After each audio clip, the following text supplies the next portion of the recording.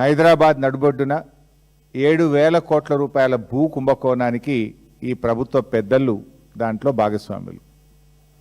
ఈ భూములు నాదర్గుల్ భూములు. ఈ భూములకు చాలా చరిత్ర ఉంది. ఈ భూములను ప్రభుత్వ భూములుగా డిక్లేర్ చేయాలని ఉమ్మడి రాష్ట్రంలో చంద్రబాబు నాయుడు పోరాటం చేసినాడు.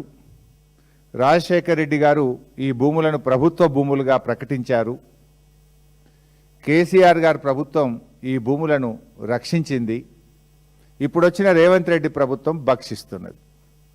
చంద్రబాబు పోరాటం, కాంగ్రెస్ నాటి వైఎస్ఆర్ ప్రభుత్వ భూములుగా డిక్లేర్ చేయడం, 10 ఏళ్ల బీఆర్ఎస్ ప్రభుత్వం ఈ భూములను రక్షించడం, అధికారంలో వచ్చిన 10 రోజుల్లోనే ఈ భూముల మీద కన్నుబడి ఈ భూములను భక్షించే కార్యక్రమానికి నేటి రేవంత్ రెడ్డి ప్రభుత్వం పాల్పడతా ఉంది.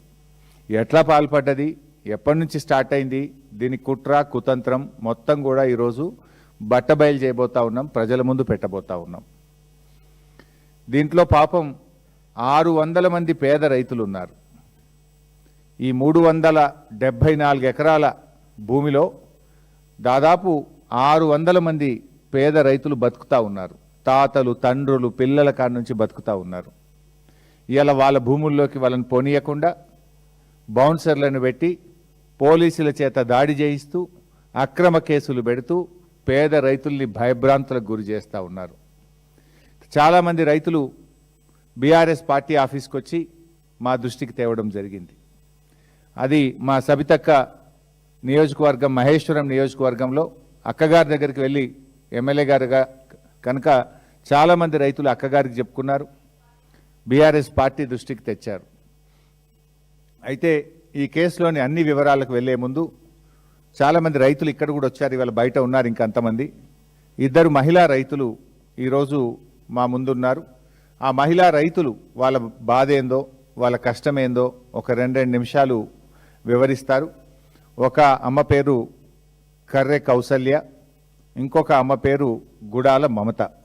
2 నిమిషాలు వాళ్ళ ఆవేదన, వాళ్ళకి ఏం జరుగుతుందో 2 నిమిషాలు వాళ్ళు చెప్తారు. చెప్పిన తర్వాత మొత్తం విషయాన్ని మేము బయట పెడతాం. నేను 37 సంవత్సరాల నుంచి సాగు చేస్తున్నా అక్కడిని. మా అత్తమామ అంతకన్నా ముందు చేస్తున్నారు. మా అత్తమామ చేసి ఒక 40 ఏళ్ళు చేయొచ్చు వాళ్ళు. నేను 37 సంవత్సరాల సంది నేను చేస్తున్నా. ఎవరో ఒక ఆయన వచ్చి మొత్తం దోసుకుంటుండు, అక్కడ భూములన్నీ దోసుకుంటుండు. మొత్తం 5-10 లక్షలు ఇచ్చి కొనుక్కున్నా అని చెప్తే మరి కొనుక్కున్నాడేమో అనుకున్నాం. నా పొలంలోకి నేను ఓనికే గేటు పెట్టేసిండు. గేటు పెట్టేస్తే గేటు పెట్టొద్దని అడ్డం పోతే మా ఆయనను కొట్టిర్రు. వేరే బోన్సర్లను పెట్టి కొట్టిస్తారు, ఒత్తేస్తారు దెబ్బ కనిపించకుండా. నేను పోతుంటే కూడా ఫోటోలు తీస్తారు. అక్కడ 50,000 పెట్టి మేము కడీలు తీసుకొచ్చి అడవి పందులు మేయకుండా సేను మొత్తం తయారైనాక కూడా అడవి పందులు మేసాను. మేము అక్కడ కంచె వేసుకుంటే ఆ కంచెను నైటే తీసేసిరు. ఎవరు తీయమన్నారు, ఇట్లా ఎందుకు చేసిరు, మాకు ఎందుకు చేస్తుర్రు ఇట్లా అంటే సుధాకర్ తీయమన్నాడు. ఏ సుధాకర్ అంటే తిరుపతి సుధాకర్ అని చెప్తారు సార్. ఇట్లా చేస్తారు. నాకు ఒక 10 ఆవులు ఉన్నాయి. అక్కడ గడ్డి పెట్టుకున్నా, పొద్దుగాల పోయి నేను గడ్డి కోసేసుకోవాలి. అక్కడ కూర అలుపుకొని నేను రోజుకు 500-800 వస్తే నా జీవనాధారం నడుస్తుంది. అక్కడ నన్ను పొలం మీదకి నిలగొడితే నేనేం చేయాలి? వెళ్ళిపోండి, మీకు కూడా ఇస్తాం 10 లక్షలు అంటారు, 5 లక్షలు అంటారు. 5 లక్షలు పెడితే ఒక ప్లాట్ వస్తలేదు సార్, ఒక దావత్ కూడా అవుతలేదు. వాళ్ళు ఇచ్చే పైసలు ఏమిటికి అయితే మాకు పైసలు వద్దు, మాకు భూమి కావాలి. మాకు భూమి మీదనే మా జీవనాధారం. ఆవులు ఉన్నాయి, 10 ఆవులు ఉన్నాయి. గడ్డి పెట్టినాయి, ఇప్పుడు గడ్డి కూడా ఉంది. పోనీయకుండా 10 నిమిషాలు ఆగాలి సార్. గేట్లు పెట్టేసుకురు, లాక్ వేసుకుంటారు, చుట్టూ ఫెన్సింగ్ పెట్టిరు, పోనిస్తలేరు. మళ్ళీ ఎవరినన్నా కూలీలను పిలుచుకపోతే నువ్వు భూమి అమ్మవు కదా, నీ ఉంది కదా, నువ్వే రావద్దని వాళ్ళు నిలగొడితే మొన్న 1.5 ఎకరాల పొలం నేను ఒక్కదాన్నే నాటేసుకున్నా. వాళ్ళు నిలగొట్టేసిరు. వాళ్ళ భయానికి సార్, వాళ్ళ భయానికి వాళ్ళు వస్తలేరు. అట్లా ఫోటో తీస్తారు సార్, ఫోటో తీస్తారు. వాళ్ళ భయానికి సార్, వాళ్ళు బోన్సర్లు మమ్మల్ని కొడతారు, మమ్మల్ని చంపితే మేము మా పిల్లలు ఆగమవుతారు, మేము రామంటే మొన్న నేను ఒక్కదాన్నే నాటేసుకున్నా 1.5 ఎకరాల పొలం. మా మామ పేరు జంగయ్య, మా ఆయన పేరు గుడాల బాబు. మేము మా అత్త మా మామ కందులు జొన్నలు 70 ఏళ్ళ నుంచి ఉన్నాము మేము భూమి మీద. నా పెళ్ళయి 20 సంవత్సరాలు. నేను వచ్చినాక కూడా మొన్న దాకా 3 సంవత్సరాల దాకా వేసినాం పొలము. మా తాన మేము ఇట్లా వాళ్ళు రేకులు వాతుతారని మేము ఏం చేసినామంటే అది ఒక ఫోటోలు వీడియోలు కూడా తీసుకున్నాం. ఎందుకంటే ఇల్లు కబ్జా మీద కూర్చుంటాటురు, చుట్టుముట్టు మొత్తం రేకులు వాతేస్తురని మాకు భయం అయింది. అట్లా అని ఒక ప్రూఫ్ కోసం అని చేసినాము. కానీ ఇప్పుడు నిన్న మొన్న మళ్ళీ వర్షాలు పడతాయి, కందులో జొన్నలో పుంటిత్తులు అలుక్కుందామని పోతే మా ఆయనను లోపలికి రానిస్తలేరు, నువ్వు ఒకసారి రా అని నన్ను కూడా పోతే ఆడవాళ్ళని పెట్టి కూడా రౌడీ షీట్లను పెట్టి కూడా మొత్తం ఇది చేసిర్రు. మాకు భయం అవుతుంది, నేను పోను, మళ్ళీ నువ్వు ఉన్న వాళ్ళని పొలం కోసం మా ఆయన ప్రాణాన్ని కూడా తీసుకుంటా అని చెప్తుండు. కానీ వద్దులే, ఎవరితోనన్నా మాట్లాడదాము, ఎంత కాడికైతే అంత కాడికి అవుతుంది అనేసి అనుకున్నాం. కానీ మాకు ధైర్యం చాలతలేదని ఇప్పుడు మేడం దగ్గరకు వచ్చినాం అందరం కలిసి. ఎట్లా చేస్తారో అని మాకు కేసు కూడా పెట్టిరు సార్, మా ఆయన మీద ఒకసారి కేసు పెట్టిరు. ఇప్పుడు దుందాము, అది మొత్తం పొలం అంతా సాఫ్ చేసుకుందాం అనుకుంటే అసలు సాఫ్ చేయనిస్తలేరు సార్. ఇప్పుడు మే నెలలో వర్షాలు పడతాయి, అందులో వేస్తాం మేము ప్రతి సంవత్సరం. ఇప్పుడు 3 సంవత్సరాల నుంచి భూమిని ఇప్పుడు మేము మా మామ చేసింది సార్, నా పెళ్లి కాకముందు నుంచి. మా మామ ఇప్పుడు 70 ఏళ్ళు ఉండు సార్. నా పెళ్ళి అయ్యి ఇప్పుడు 25 సంవత్సరాలు అవుతుంది సార్. నువ్వు కూడా చేసిన, మా మామ చేసిన, మా అత్త చేసి సార్. కుంటి కూర, జొన్నలు, కందులు అన్నీ పండించారు. కానీ ఇప్పుడు మాత్రం రాణిస్తలేరు సార్. గేట్ కాడికి పోయినా కానీ వాళ్ళు పోలీసులు, ఆటోలో పోలీసులకు ఒక ఫోన్ చేయాలని మాకన్నా ముందు వాళ్ళే పోలీసులే ఉంటుంది సార్. అసలు ఆటోలో పోలీసులు పేదలకు సహాయం చేయాలి కానీ వీళ్ళు వాళ్ళకు సహాయం ఎందుకు చేస్తారో నాకు అర్థం కాలేదు సార్. ఒకసారి పోలీసులతో కూడా నేను గొడవ పడ్డా సార్. అంటే నువ్వు ఈ నుంచి నువ్వు అసలు మాట్లాడకంటే నేను కరెంటు వైరు పట్టుకుంటా, నా పొలం కోసం నేను పానమన్న తీసుకుంటా, కానీ నా పొలంలోకి వెళ్ళి నువ్వు దున్ననిస్తలేరని అంటే సరే అని ఆమెను వదిలేసేయని అప్పుడు ఫోన్ చేసిరు సార్. సుధాకర్కు ఫోన్ చేస్తే నన్ను లోపలికి కొనిచ్చిర్రు, ట్రాక్టర్ లోపలికి కొనిచ్చిరు సార్ పోయిన సంవత్సరం. ఇప్పుడు 2 సంవత్సరాలు అవుతుంది సార్ దున్నక. సుధాకర్ చెప్పినట్టే పోలీసు వాళ్ళు వింటారు సార్. అన్నీ ఉన్నాయి సార్, మోటార్ లేదు కానీ వర్షాలకు పండిస్తాం సార్. మాకైతే లేదు, మాకుంది సార్. మాకున్నది సార్, బోర్ వేసుకున్నాం మేము. బోర్ వేసుకొని కూడా ఇప్పుడు 38 సంవత్సరాలు అవుతుంది సార్. బోర్ వేసుకున్నాం మేము, బోర్ వేసుకున్నాము. అప్పటి నుంచి వరి పండిస్తాం మేము. ఆవులు తెచ్చుకొని దాంట్లో మీద పచ్చగూరలతోటే బతుకుతా సార్. మొన్న పంట కోద్దామంటే గేట్లకేం రానియలేదు సార్, చిన్నగా ఉంది గేటు. ఆ గేటు పెడితే ఎక్కడ మన రాగన్నగూడ నుంచి అవతలకేని తెస్తే అక్కడ నుంచి వాగు వచ్చింది. వాగు వస్తే ఒక 1 నెల రోజులు వాగు మిషన్ రానియలే. ఆ 1 నెల రోజులలో నా చేనంతా ఖరాబ్ అయిపోయి 40 సంచులు అయ్యేటివి 25 సంచులు అయినాయి సార్. పడదు సార్, అది పడదు. మాకు అప్పట్లో కాంగ్రెస్ ప్రభుత్వము మాకు ఇచ్చింది బతుకమని మా మామకి ఇచ్చిర్రంట. కాంగ్రెస్ ప్రభుత్వము మా మామకి ఇస్తే మేము దాంతోటే బతుకుతున్నాం. సో విన్నారు, రైతుల బాధ ఏందో విన్నారు. చాలా మంది ఇంకా రైతులు బయట కూడా ఉన్నారు, ఇక్కడ కుర్చీ ఉండదని 2 మాత్రమే తీసుకున్నాం. సో బేసికల్లీ ఈ భూములకు చాలా పెద్ద చరిత్ర ఉంది.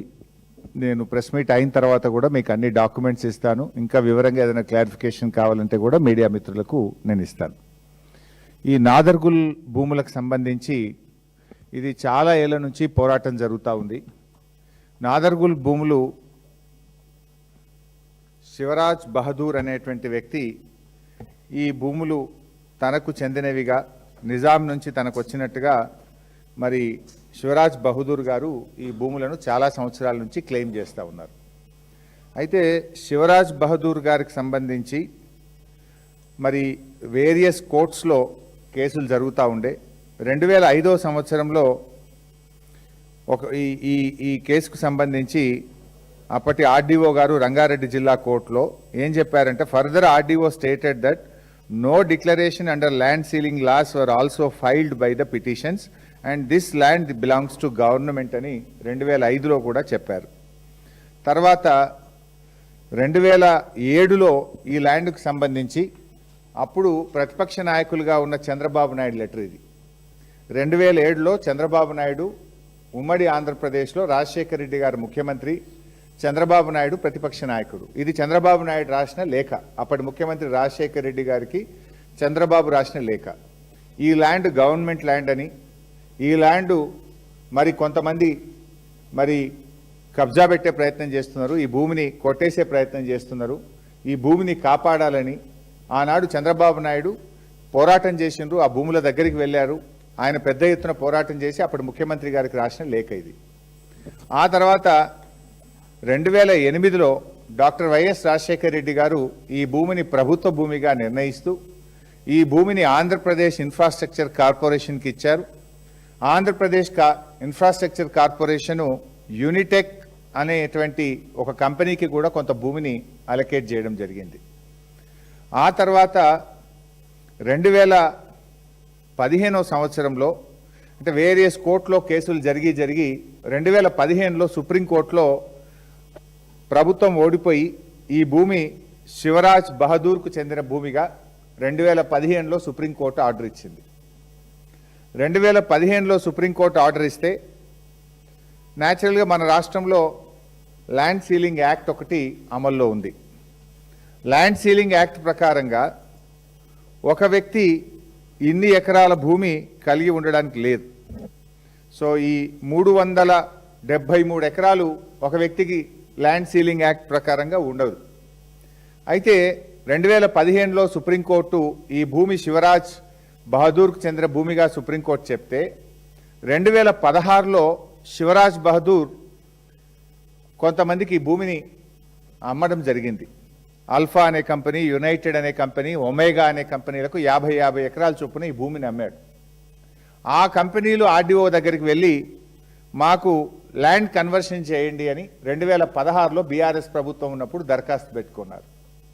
అప్పుడు 2016లో ఉన్నటువంటి ఆర్డీఓ గారు అసలు ఈ భూమి మీకు అమ్మడం తప్పు, ల్యాండ్ సీలింగ్ యాక్ట్ ప్రకారంగా ల్యాండ్ డిక్లరేషన్ జరగకుండా, సీలింగ్ డిక్లరేషన్ జరగకుండా ఈ భూమిని అమ్మే హక్కు రాజ్ బహదూర్కు లేదు, ఈ క్రయ విక్రయాలు చెల్లవు అని చెప్పి ఈ భూమిని 22A అంటే ప్రభుత్వ నిషేధిత జాబితాలో ఈ భూమిని పెట్టడం జరిగింది. 22Aలో పెట్టి ఈ భూమిలో ఎలాంటి క్రయ విక్రయాలు చెల్లవు, ఇది ల్యాండ్ సీలింగ్ యాక్ట్ పరిధిలోకి వస్తుందని 2016లో బీఆర్ఎస్ ప్రభుత్వం నిషేధిత జాబితాలో ఈ భూముల్ని పెట్టడం జరిగింది. దాని మీద వీళ్ళు హైకోర్టుకు పోయినారు.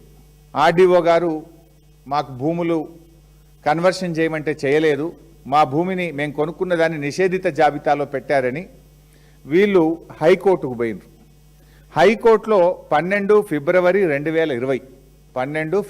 2020న హైకోర్టు చాలా స్పష్టంగా ఏం చెప్పిందంటే ఆర్డీఓ గారి నిర్ణయం సరి అయినటువంటి నిర్ణయం.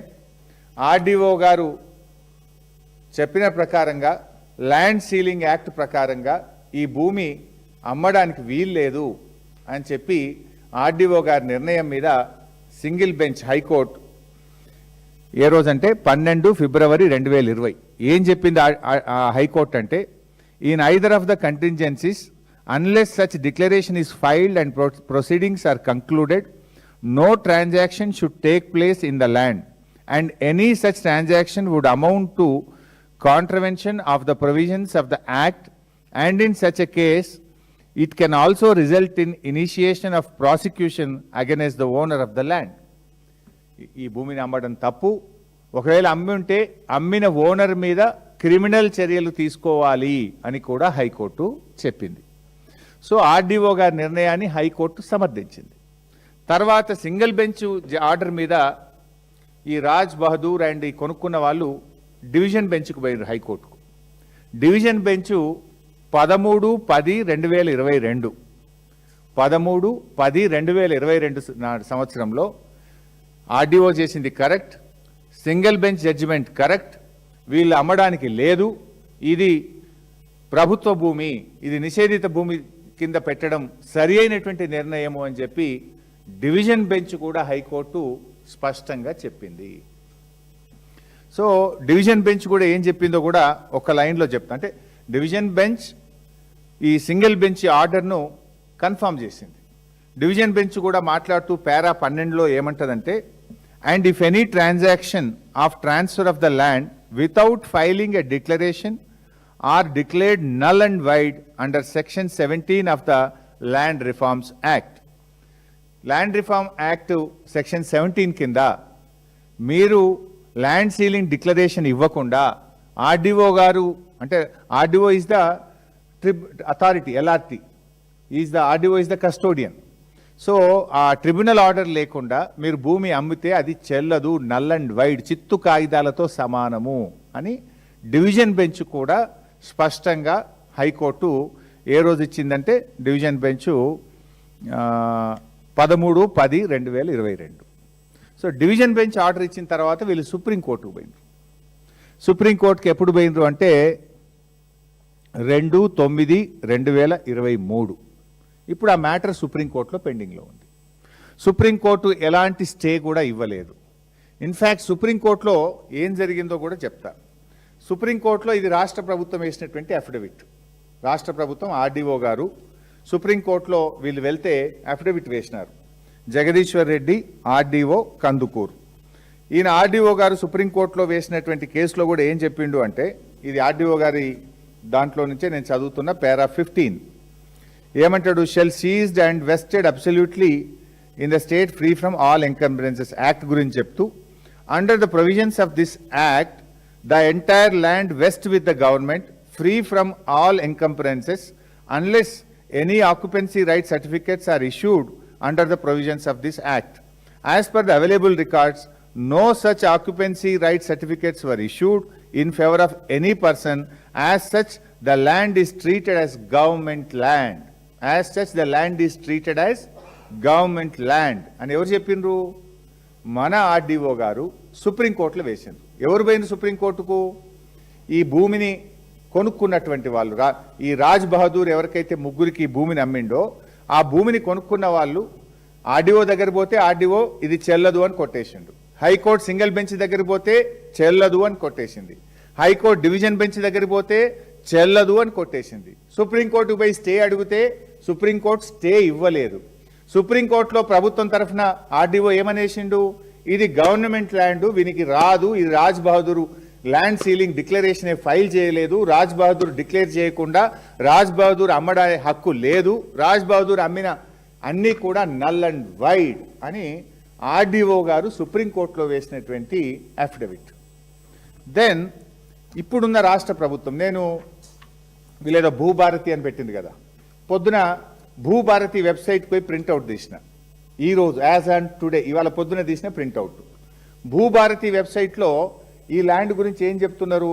రంగారెడ్డి జిల్లా బాలాపూర్ మండల్ నాదర్గుల్ గ్రామము, సర్వే నంబర్ పాతది 613, కొత్తది 119, 373 ఎకరాలు గవర్నమెంట్ ల్యాండ్. ఇది ఈరోజు భూభారతిలో వీళ్ళ డాక్యుమెంట్ ప్రకారం ఇది government land, not my document. ఈరోజు పొద్దున భూభారతిలో ప్రింట్అవుట్ చేస్తే ఇది గవర్నమెంట్ ల్యాండ్గా ఇది ప్రింట్అవుట్లో వచ్చింది.